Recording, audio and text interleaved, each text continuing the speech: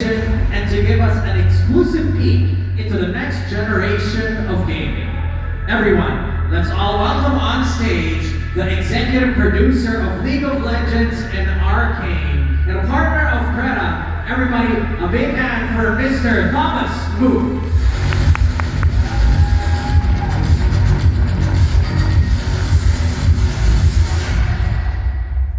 Hi, everyone. I've been really just a beautiful pleasure to be here in Manila. It's actually my second time in Manila. I was doing press interviews in the last few days, and people were asking me, "Is this your first time in Manila?" And I said, "Oh yeah, it's my first time in Manila." And I was like, "Wait, I was a refugee from Vietnam as a kid, and I was actually in Manila maybe when I was around 5 years old to go to the United States. So it's actually, truthfully, my second time in Manila. But it's really my first memory of Manila, and I'm very excited to be here. I got this opportunity to speak, and let me share maybe a little bit about myself to give a little bit of context. I've been making video games now for 25 years, and that's a deep passion of mine. The ability to create worlds, the ability to create great IPs, the ability to connect to now 3 billion gamers is like a dream come true. And I know many, many kids growing up, this is their dream. And I get to live my dream every day, so I'm actually very, very blessed. And so in the last 25 years, I got to build games, simulation games like The Sims and SimCity, Spore, war games like Warhammer. And in the last 10 years, I got to work at Riot Games and really build out not only League of Legends, a lot of the esports. When you see kids playing game in league arenas, and you see the AR Dragon or KDA, that's a lot of the work that I did. I ran much of the creative and franchise building on Riot, and ultimately that culminated in the work on Arcane. And it's, again, as a kid who came out as a refugee from Vietnam, I was so blessed to be able to make games and films and whatnot. After leaving Riot, I really thought about what I was going to do next. I've helped many, many teams, invested, and I was thinking about, where the game industry is going, looking at all the different trends. Gaming is really interesting because of now game engines and like Unreal and Unity, technologies like AI. The making of games has changed dramatically. I sort of commented yesterday to some press that I think in the next few years, you're going to see teams of 1, 2, and 10 people make billion-dollar games. That's truly what's going to happen. But what really empowers that? What's really going to make that happen? And I was building out this incubator with some of the top talent in the world, and I was really looking for technology that would future-proof what I'm going to be doing. I wanted to look for, and part of that is the blockchain technology. I've been tracking blockchain for a while now. And I really believe in this idea of digital ownership. Back in the day when I was playing games, you would buy a box and that was just yours. But now we have all these different business models. We have free to play where we buy digital assets. But what happens to the digital assets if the game goes away? Like, who truly owns it, right? I use this analogy, which is like, if I bought a car from, let's say, Toyota, I can do whatever I want with my car. I can drive my car, I can Uber, I can rent my car out, I can sell my car. But that's not true with digital goods today. So how do we make that more possible? I knew that blockchain was going to be actually the keys to making it happen. And so I went around and looked for I talked to almost every single blockchain developer out there, and really there were some great ones. And I happened to run into Mr. Lee and the Creta team. And what really blew me away was they've been very quietly building out a next generation layer on blockchain. I was blown away by what they were doing, especially with their serverless technology that Ray was talking about. But I was also blown away by their backgrounds.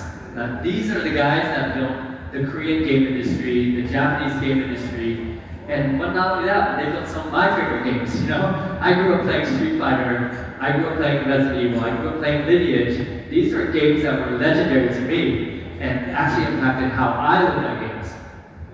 And so, Mr. Lee and the Creta team was really, when they showed me what they were doing with the ecosystem, And typically, when I think about games, I think about like, I'm a game maker, so I make the games, and usually my games go on to places like Steam, or go to a publisher like EA or Electronic Arts or Activision.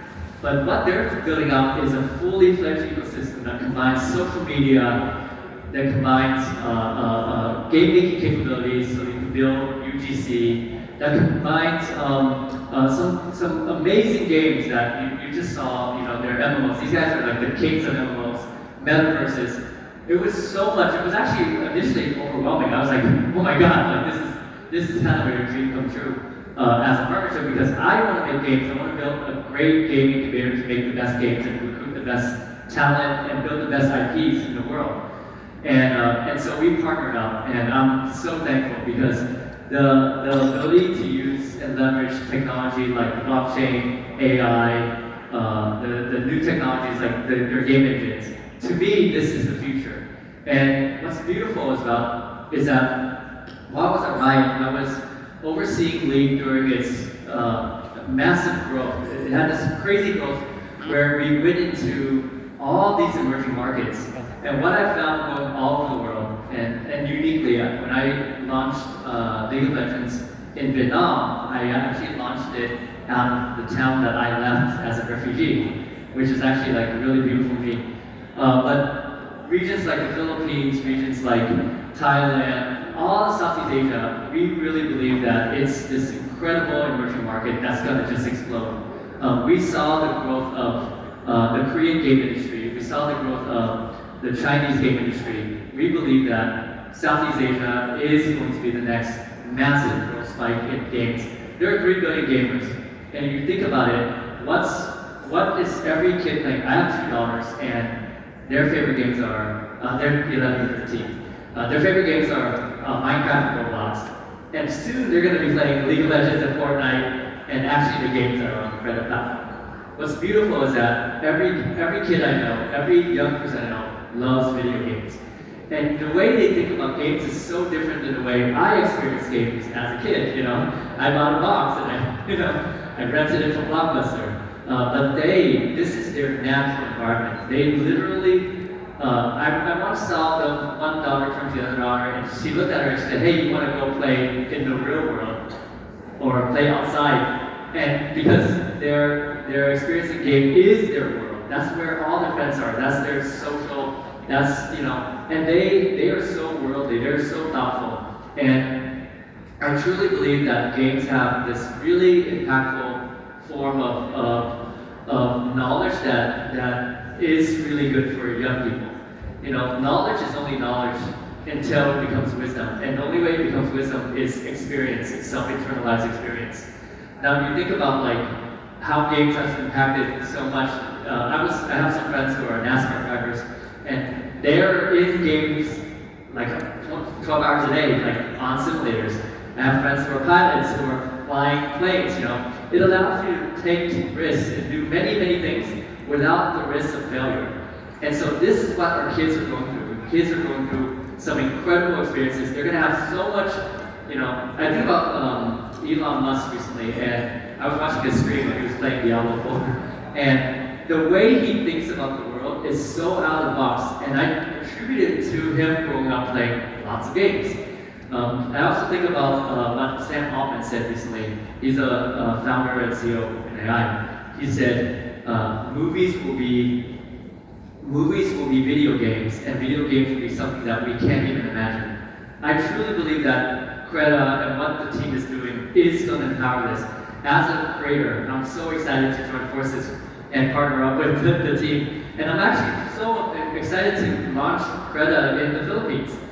This is a region that was near and dear to my heart, obviously from my upbringing coming to the US, but also the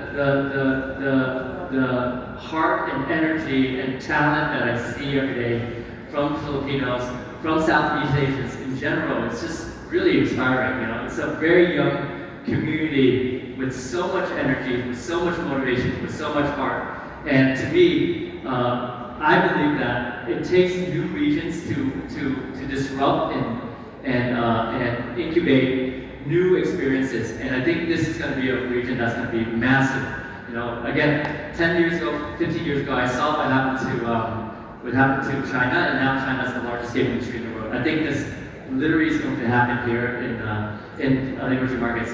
And I don't delineate between Web 2 and Web 3 and whatnot. It's just games. I travel everywhere in the world. People just want to play games. Whatever technology is in the background, it should just be there to help games be better, to help people have more in games.